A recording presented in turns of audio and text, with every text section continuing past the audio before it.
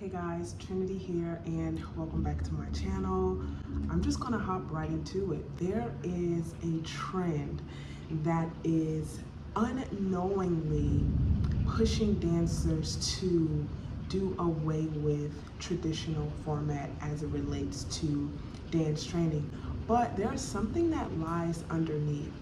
Okay, and so I'm just gonna cut right to the chase and let you know how it is absolutely doable, and in my humble opinion, is actually the best format for you to thrive not only as a training dancer, but for you to bloom as a professional dance artist within the structure and the ramifications of a traditional dance setting.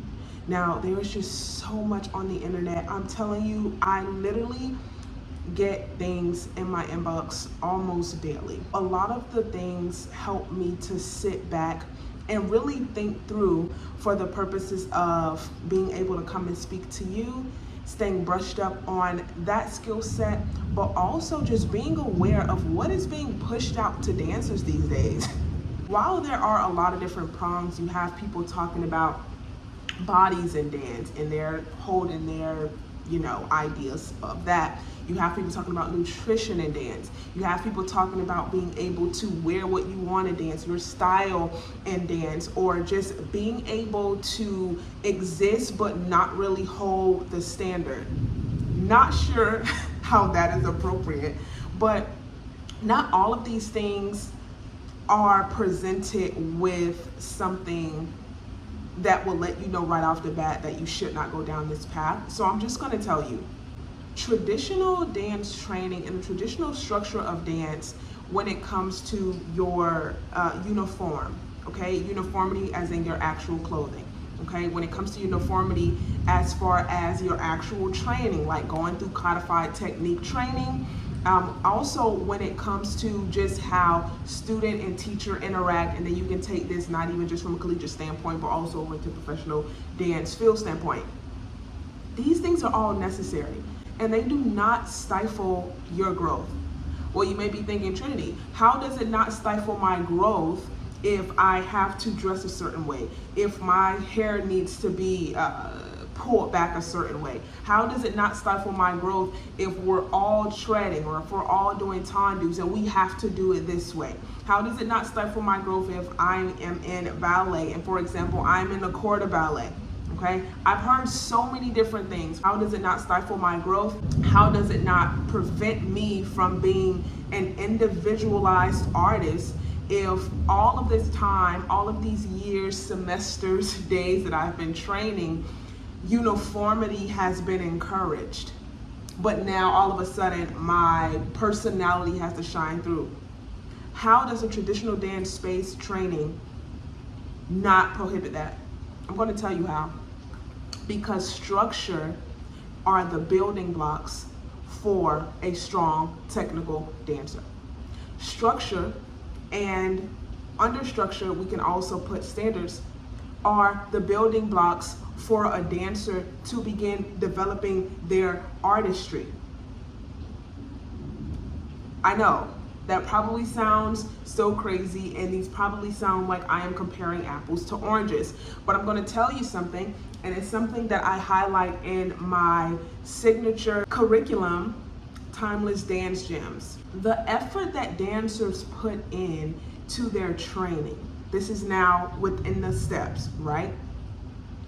It begins to do a work in you, not only so that you can choreograph, not only so that you are able to execute, so that you're able to perform, so that you're able to get through choreography, able to get through combinations.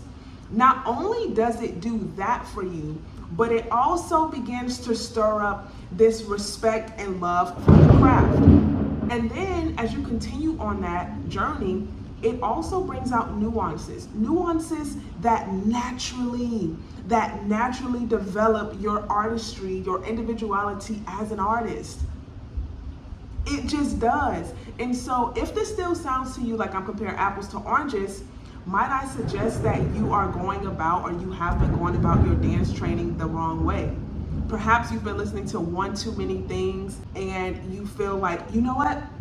I feel like all of these rules and these standards are just restricting me, and I just want to be an artist. I just want to be expressive. We should be allowed to express ourselves. We should be allowed to wear whatever we want. We should be allowed to have our hair however we like, because as long as we are doing the steps, it doesn't matter. Wrong. And that is why there is also a hierarchy when you are training. But if you lean in, I'll tell you a secret. There's also a hierarchy even once you become a professional. See, this is not about limiting dancers. This is not about capping them off so that they do not become their own individual artists. This is about giving them basic foundational truths and trainings from which they can springboard in order to become that more advanced dancer and then engaging artist. But there's so much going on social media. To me, I almost feel like, oh my gosh, dancers are going to be ingesting this let us loose type of mentality for training, that they are going to miss pertinent information, that they are going to miss the beauty of their early years, the beauty of their beginning years, the beauty of their pertinent years, because your pertinent years do not always have to be in the beginning or just only in the beginning. There's always a way for you to extract exactly what you need to enhance your training. You can always maximize your training. You can always set yourself up to become a visible, valuable, longevity-minded artist for your dance career. It is worth it if you are a pre-professional, even if you are early career dancer, or let's say you've been working in the profession for a while, but you've taken on the idea and you've taken on this theology, rather, if you will, that, man, I just kind of want to do what I want.